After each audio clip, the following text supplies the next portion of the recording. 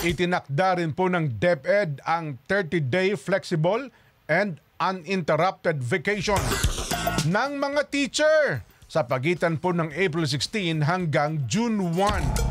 Base po sa Department Order Number 9 Series of 2025, ang mga teacher sa pampublikong paaralan ay pinapayagang gamitin ang kanilang vacation days ng tuloy-tuloy o kaya po naman ay hati-hati.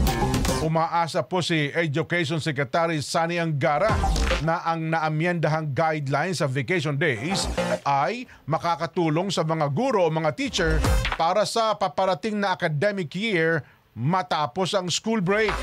Sa ilalim po ng Department Order Number 9, hindi na kinakailangang sumali ng mga teacher sa Performance Management Evaluation System activities. Ang pag-usumite ng Individual Performance Commitment and Review Form ay maaaring gawin online sa katapusan ng buwan ng school year 2025-2026.